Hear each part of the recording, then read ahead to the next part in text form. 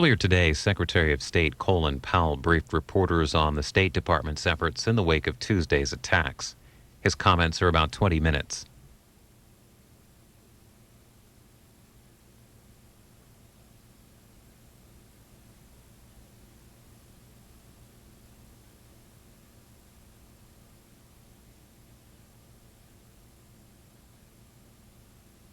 The activities of the department over the last 24 hours since last we spoke. Let me begin by first expressing our regrets to other nations who have lost precious lives in this tragic occurrence on the 11th. We are focusing, of course, on Americans, but we also have seen that Great Britain thinks they've lost 100 people. I've heard from Australians, the Japanese, South Koreans, Mexicans, Irish nationals, Israelis, and many others who worked in this World Trade Center. And our sympathy goes to not only these victims who will be in our prayers, but our sympathies go to their families. In the last 24 hours, we have continued to work on our coalition building effort, and I'm very pleased with the results we've been able to achieve. We spoke about NATO Article 5 yesterday. The UN Security Council resolution, I think, is an especially effective resolution in that it calls on all states to participate in and expresses the UN's Security Council's determination and its readiness to take all necessary steps to respond to the September 11th attacks in accordance with the UN Charter. By that language, it gives us the ability in any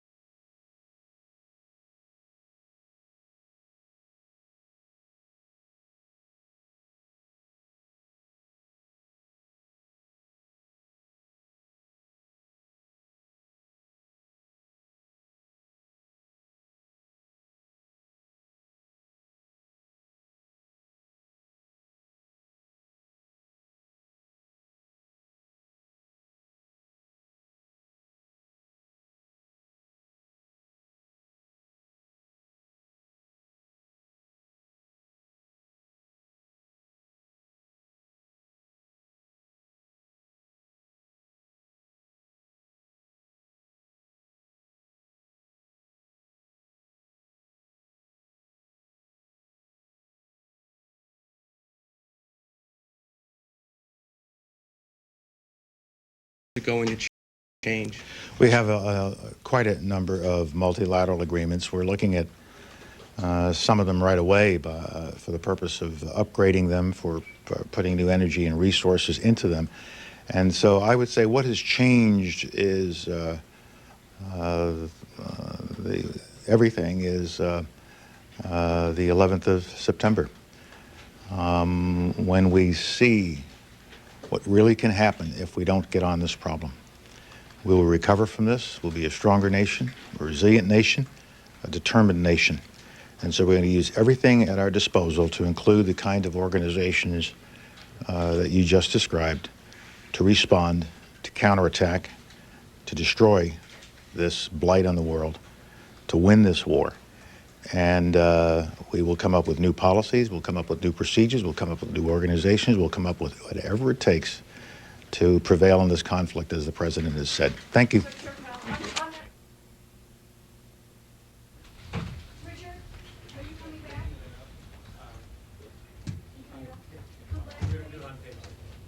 Tomorrow on C-SPAN, we'll have live coverage as the British House of Commons meets in a special session. Prime Minister Tony Blair will make a statement regarding the attacks on the U.S., and members will debate possible responses to the incidents. Live coverage begins tomorrow at 4:30 a.m. Eastern. Then on our companion network, C-SPAN 2, live BBC coverage of a prayer service at St. Paul's Cathedral in London. Queen Elizabeth, Prince Charles, Prime Minister Blair, and U.S. Ambassador William Farish will join Americans in the U.K. as they gather to remember the victims of Tuesday's terrorist attacks in New York and Washington. C-SPAN 2 will have live coverage of the service beginning tomorrow at 6:30 a.m. Eastern.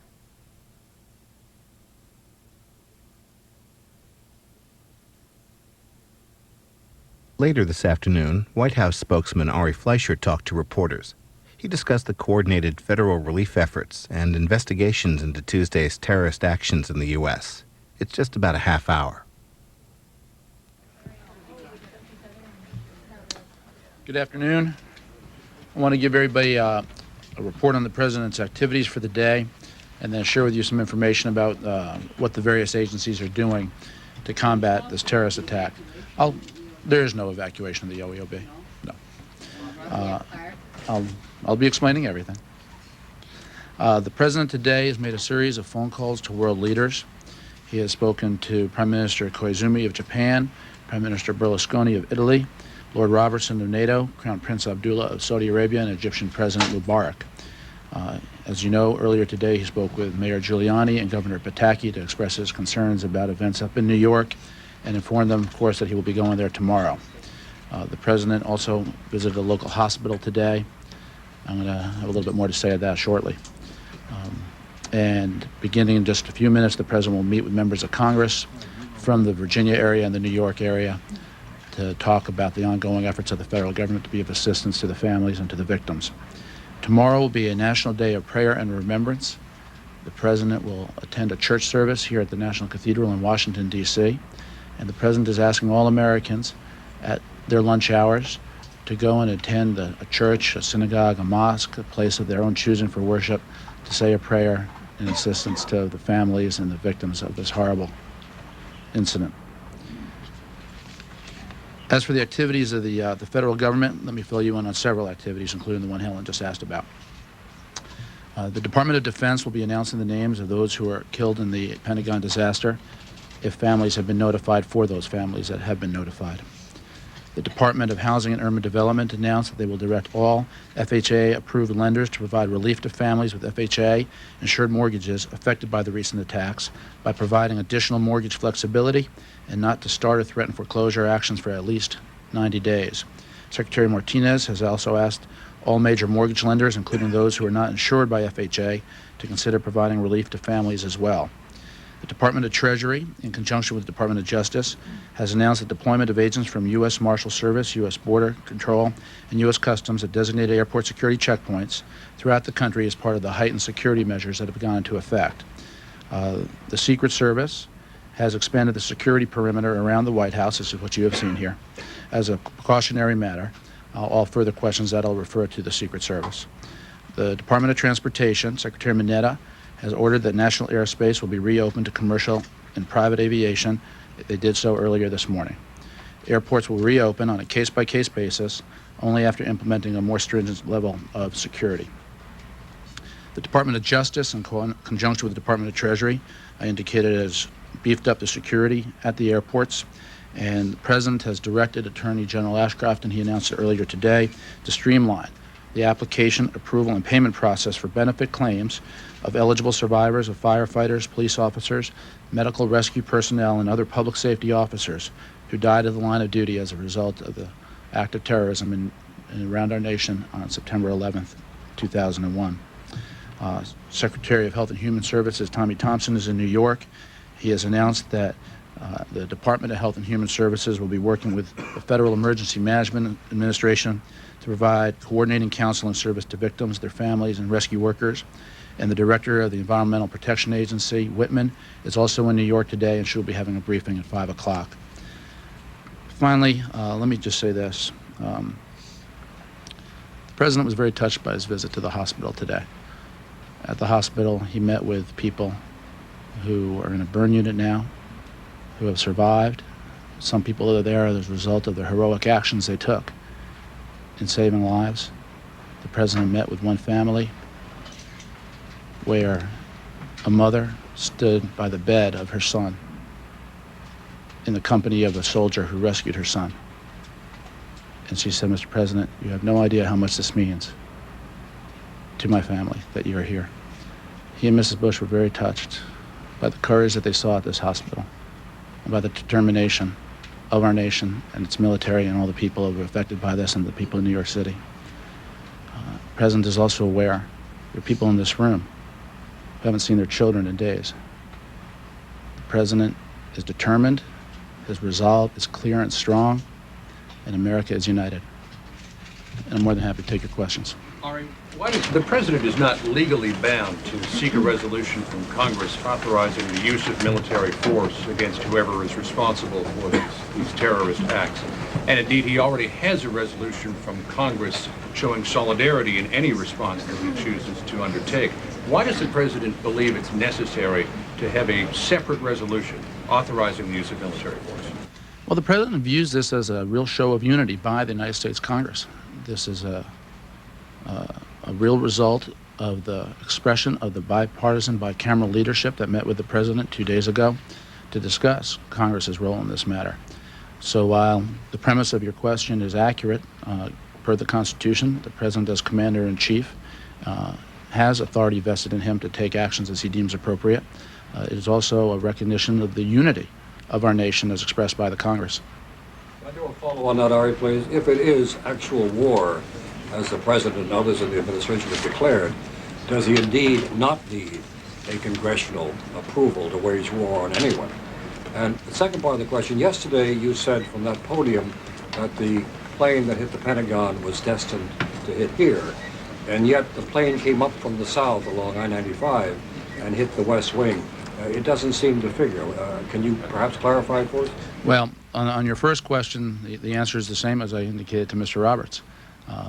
The Constitution vests in the President the authority as Commander-in-Chief to take action that in that capacity he deems appropriate.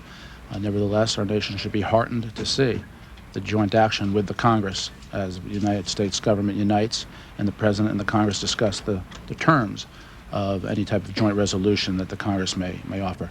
On the second question, I think we've really exhausted that topic. I've got nothing further to add.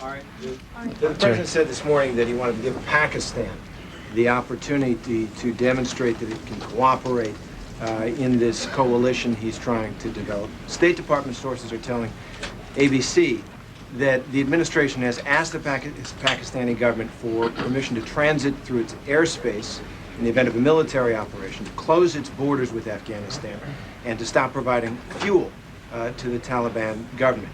Why, and what would happen to Pakistan if it did not comply? Terry, the President indicated that Pakistan has a chance to cooperate with the United States government, and the President is pleased to see that Pakistan may take this chance. Secretary Powell indicated earlier today that the United States government has friendly relations with Pakistan. I'm going to broaden your question and try to explain it to you in a broader context. When the President talks to these leaders, You know I'm not going to share with you any private information the president or others in the government expressed on any communications. If they did, I'm not saying they did. There are government officials sharing that information, and it's pretty significant. Are we looking to transit through Pakistani airspace? I'm not going to deal with any type of specifics about the actions that we are taking or are not taking with regions around the world and nations around the world. But let me say this. As the president calls world leaders and as they join him in combating terrorism, the actions that the president is discussing with these leaders involve all forms of cooperation. It can be diplomatic cooperation. It can be military cooperation. It can be financial cooperation. It can be political cooperation. All of those are areas that are part of the coalition building that the president is discussing. Secretary Powell indicated earlier today that that is the purpose of all the phone calls that can include any of those options. And the president seemed to put Pakistan on notice. What if they don't comply? He said, we'll see what they mean by their agreement to cooperate. What if they don't? Terry, I typically don't deal in hypotheticals. I certainly will not deal with them now. Ari, I could follow Kelly? on that, though, in the sense, though, is the message that actions speak louder than words here, that the Pakistani government can say that it's pledging to stand united with the U.S. government, that it will do what it takes, but is it your sense or the White House sense that we want to see what the Pakistani government will do and that actions are more important than a statement? This is the beginning of a process that can be lengthy.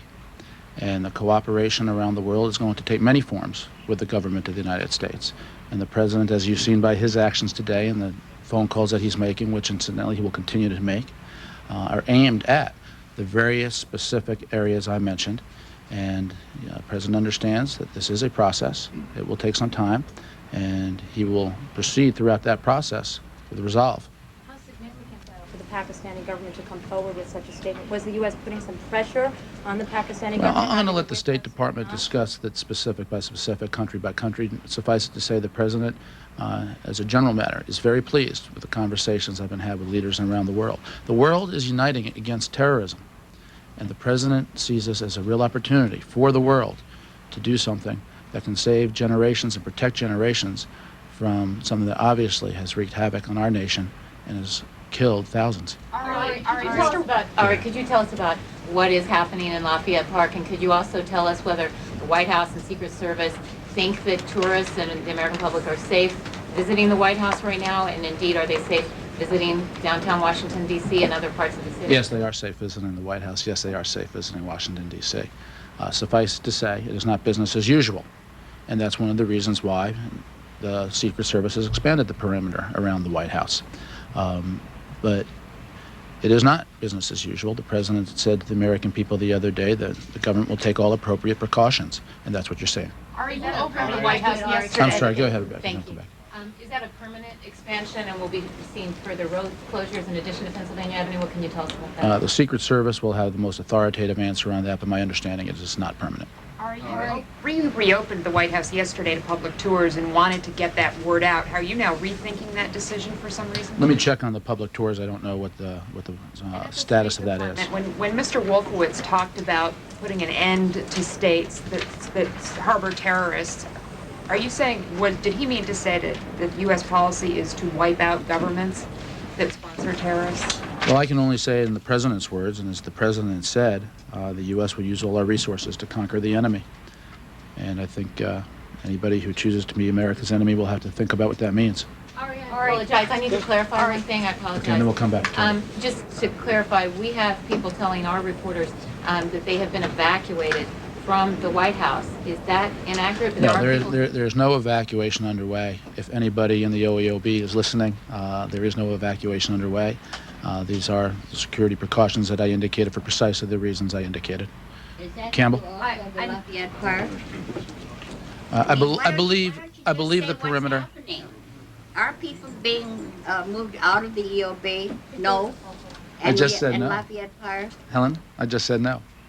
The perimeter is being expanded, but that deals with entree to the White House, but the White House will continue to have visitors. For example, there's a congressional delegation visiting now.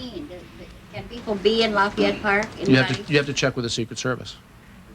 Why? Because the Secret Service knows exactly how their perimeters work. Is it critical information of a new threat, or what prompted them to do this on day 3? This is just ongoing security issues per the Secret Service. I mean, They had a broader perimeter on the first day, then they came back, now they're expanding it back out. Is this a result of some new information? Jim, I think if you look across cities across the United States, if you look at all the actions that have been taken, as the president said, it's not business as usual. Security's been beefed up around the nation as a result of decisions that local security forces make as they see fit. New information, or just they decided for today to expand it to Lafayette Park? Yeah, I think the Secret Service can explain their reasons with better precision than I can, but the president did tell the nation it will not be business as usual, and I think what you're seeing is a sign of that. Campbell had it, yeah. I know you don't want to go back to the subject, but the president, when he was asked today about the threat to Air Force One, said, "I will not discuss the intelligence that our country has gathered," and yet you and other senior administration officials have discussed the intelligence. Does he have a problem with that? Is there some sort of different policy? Is this something that he has authorized you to share with us? What the president said is he's not going to discuss how the sources and the methods for how any information is collected, and that's exactly in keeping with what I've done and what I've said. But Ari, prior to your statement yesterday on that subject, no law enforcement agency involved in this, the FBI, the Secret Service, any of the branches of the military, gave any hint that Air Force One had been a target. And so clearly, once you put that out there, people are going to want to know more information about whether or not that's a credible assertion. Well, I think that people understand it's credible. Harry, this morning you could not nail down what was the purpose of the president's phone calls regarding coalition. But this afternoon you come back with an answer that the president's really asking world leaders for military, financial, so forth, help. Is that right? Do I have that right? That's exactly what I said. Okay. Is there a coalition now being formed formally? I don't think you can say formally, the president. This is exactly what you would expect. This is what presidents do. At a time like this, the President of the United States, as the leader of this country, talks to his colleagues around the world, prime ministers and presidents. Is he asking for specific sums and men in uniform and so forth to join in an effort? He's asking for what I just indicated. It's more than moral support, though. That's a fair statement. It's practical action in response to terrorism. That's correct. When the president spoke in the Oval Office, he seemed to go beyond just terrorists and those who harbor terrorists to say those who encourage their actions. And I wonder, what did he mean by that? And which of the world leaders was he trying to send a message to, or did he discuss that with? Because it seemed to go beyond what he's already said. Well, no, I think when the president talks about those who carried out this act and those who harbor them, obviously those who harbor them have encouraged them. So it's one and the same. Jim? And how many, if I could finish, how many world leaders has he spoken to since the beginning? And can we get a list of all of those? Well, I've been announcing them day by day. I'd have to go back and just pull it, but that's publicly available. You've got it all. I mentioned yesterday he spoke to President Putin twice, President Jiang, Blair, Chrétien, I believe Chirac, Schroeder. So you can do the math. Okay, so if I have your attention just for one last bit of that. Three questions. When do you think Washington will return to normal? And what is normal now that this has happened? I think for the American people, not just for Washington, but for the people of New York City and for the people of Washington, it's going to take some time. There was an attack on the soil of the United States of America, and people should not expect this to be over overnight. Jim? Yeah, Secretary Powell has said that bin Laden is the prime candidate for these terrorist acts. Is that the view of the White House? And secondly, can you straighten out for us whether or not the administration intends to use military personnel as sky marshals or in any other way to secure civilian aircraft flights? On your first question, I think what the Secretary said was he was asked a question about is bin Laden a suspect, and he indicated yes. I don't think he said prime, but I'd have to check the record on that. But he did indicate yes. On the question of the military, Jim, I'll have to find out from the Department of Transportation. When you asked me this morning, I tried to refer you to transportation. I don't have that information here. Secretary Mineta said they're going to use the Delta Force. Then an administration official said Mineta was flat wrong, that was not going to happen. And the Pentagon indicated they might use military people to train. Almost everyone seems to have a slightly different version of whether or not military people will be used in civilian law enforcement. Let me see if I can't get to the bottom of it. Connie? Connie? Matt, two questions. Do you have any special words for what the United Kingdom has done? The statements they made are very strong, and today they played the Star Spangled Banner when they had the changing of the guard. Yeah. And I noticed today also the United States is not the only nation that mourns. The United Kingdom has lost the lives of many of their citizens. Other nations also had their citizens working in the World Trade Center. And so it's a further expression of the wonderful solidarity that the world is showing with the United States. I think it's very touching for the United Kingdom to play America's national anthem. Can there be war without a formal national enemy?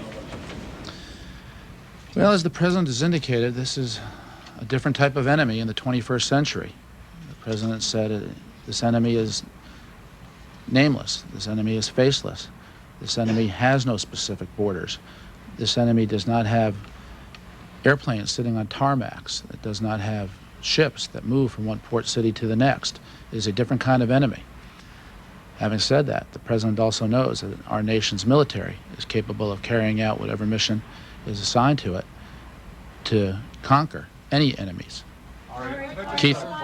Keith? The answer to John's question is that the White House view that whatever action is taken and whatever the scale and duration of the action, that you need no further approval from Congress. You'd like something from Congress, but you don't need anything else from Congress. I'll say it for the third time.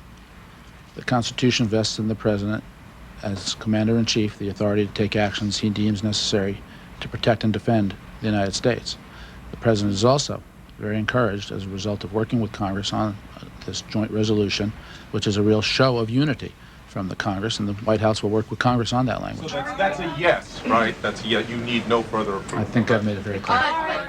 Go ahead. Gene, you haven't asked yet. Gene, go ahead. Yeah, just to follow on that note, the War Powers Act does call for approval of if troops are going to be put in harm's way.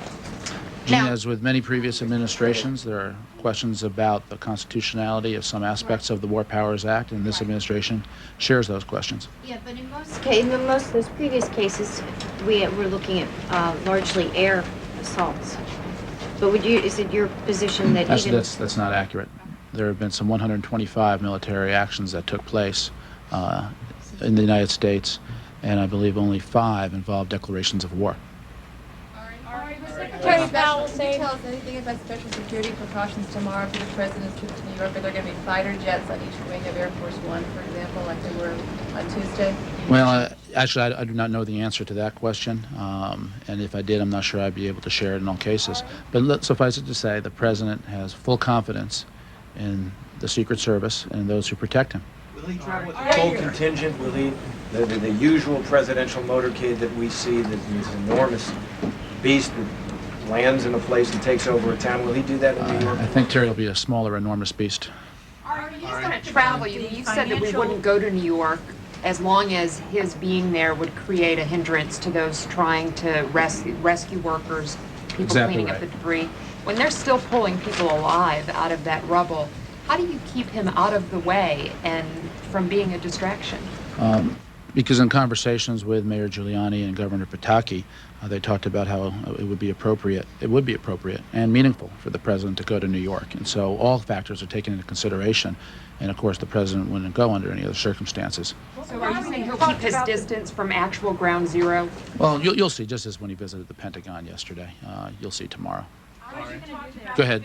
Go ahead. You talked about the business or the individuals with mortgage help, et cetera. What about the businesses that have been wiped out? Where is the administration thinking of putting some help in that direction? Well, also as a result of the $20 billion supplemental appropriation bill that is moving its way through Congress, that will provide the means to give assistance to many people, businesses, otherwise, all who have suffered in this. Secretary Paul? Powell saying bin Laden is a prime suspect. Is the administration, the U.S., confident, or does the U.S. know of his whereabouts, where he is? I'm not going to give any answers to that question. If I could come back to In the the... mid-1970s, the U.S. has had an executive ban in place on assassinations. Is the President considering lifting that? All the President's actions will be in concert with all laws, and I have no information for you beyond that.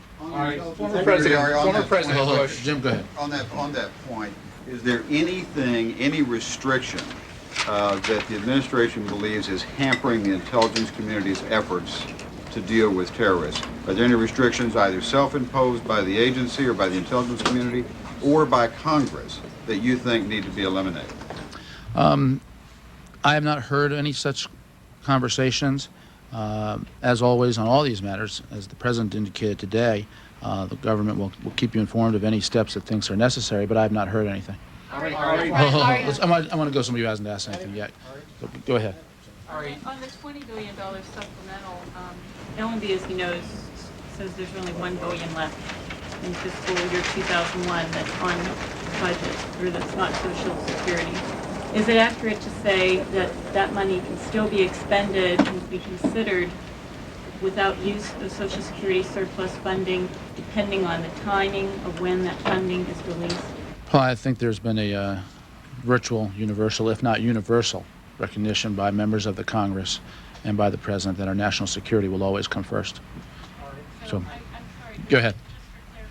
Purposes then, this is considered a severe emergency, and therefore it's money that's being taken from the Social Security surplus. I indicated 2 days ago that this was a severe emergency.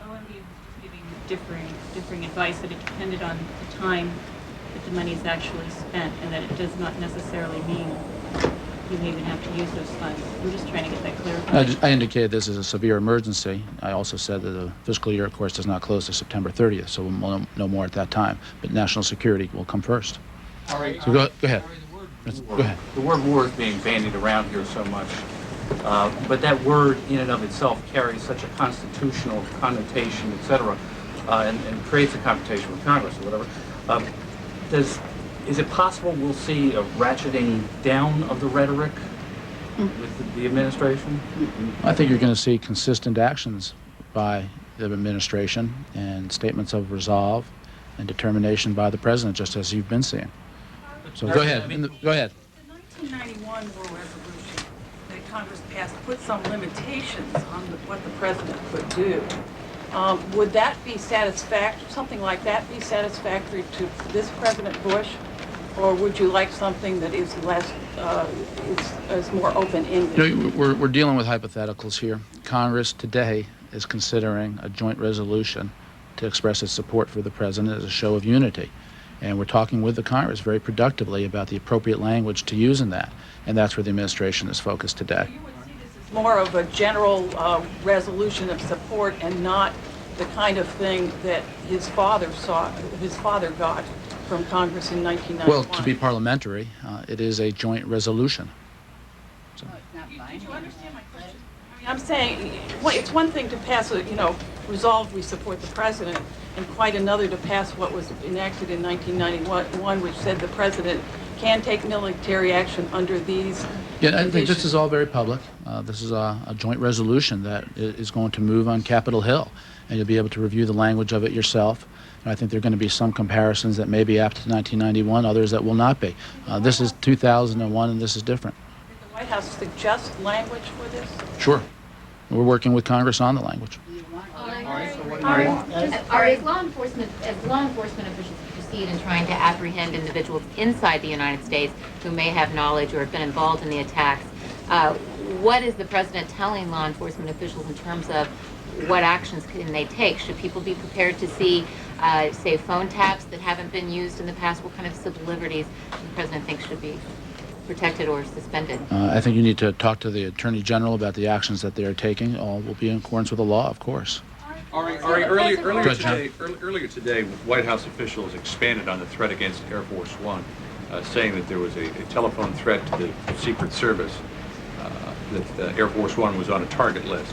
As the 3 successful attacks were all sneak attacks with no prior warning, why did you put credence in the telephone threat? Again, you're getting into evaluations that involve the area of how the administration, or in this case, Secret Service, the White House, obtains information. And I think we've exhausted that. Go ahead. Earlier today, the President said that fighting terrorism would be the main focus now of the administration. I'm curious, what does that do now in the pipeline to other priorities, education and so on? I think if you talk to the American people, you will hear from them directly and from their hearts that our nation has no higher priority and the security of our people. Make no mistake, American soil has been attacked, and I think the American people fully understand and appreciate what the President said. It is a reflection of what the American people are thinking and are feeling, and the President shares those thoughts. The severity of the problem, but his own thinking, how does he now sort of program or sequence some of these other items on his agenda? Well, the domestic agenda will continue. The President will continue to work with Congress. I think that the pace of action will be determined by the Congress, and of course the administration will remain engaged with the Congress on all these issues. In fact, there's a meeting that will begin shortly, if it hasn't begun already, that I will need to go to with congressional leaders and the President. So. Ari, just the President, does the Keith? President believe, as a general rule, that Congress ought to, in the interest of unity, ought to set some of these controversial issues aside and do them maybe next year specifically? Keith, I think what you're going to see is Democrats and Republicans alike uniting on all kinds of areas. I can't guess with specificity what the domestic future will look like, but based on the meeting that the President had with the congressional leaders yesterday, I think it's fair to say that there's a different domestic mood. And the President's remarks. Put those things aside, then, is that correct? Do them next year, Well, and so forth. Our nation's leaders in Congress remain men and women of principle, and they will take the actions that they think are in the national interest. And I think as events unfold on the domestic front this fall, the leaders of Congress and the rank and file of Congress will show those principles, and our government will unite. In the President's remarks. Former President Bush spoke today and expressed dissatisfaction with the quality of our human intelligence. Does the current President Bush, share his father's concern about failures in human intelligence? And if so, what does he plan to do about it? Jay, at an appropriate time, the President will be more willing to look back, but his focus right now is on what needs to be done in the wake of the attack on the United States. Was the former president serving as a proxy for this president when he made those remarks? No, Was there any coordination? I think, if I'm not mistaken, all the former presidents issued statements and had things to say. And former President Bush, even though he is the father of President Bush, is fully able and does express his own opinions. But to what extent was he expressing opinions of this president? As I indicated, the President is focused on the terrorist attack and what to do about it. He is not focused on the past. But with respect to that, does he believe, though, as his father said, that he thinks the CIA's hands happen to be tied and that the agency needs to be able to deal with those unsavory elements to get really good? My answer is the same as I indicated to Jay. Thank you. I've got to get into the meeting. Thank you.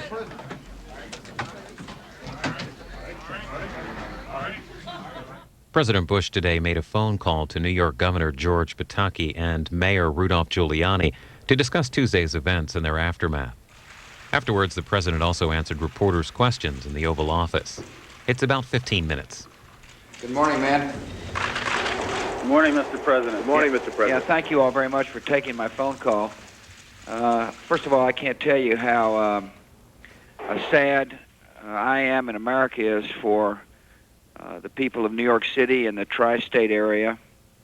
I want to let you know there's a quiet anger in America that really is real. And also, though, I can't tell you how proud I am of the good citizens of your part of the world and the extraordinary job you all are doing. You're doing really a great job on behalf of the citizens of New York City, New York State, and in the tri-state area. So I want to thank you very much for your leadership and dedication. Thank you, Mr. President. Secondly, I've been in touch with you all, and you've extended me a kind invitation to come to New York City. I accept. I'll be there tomorrow afternoon after the prayer service at the National Cathedral.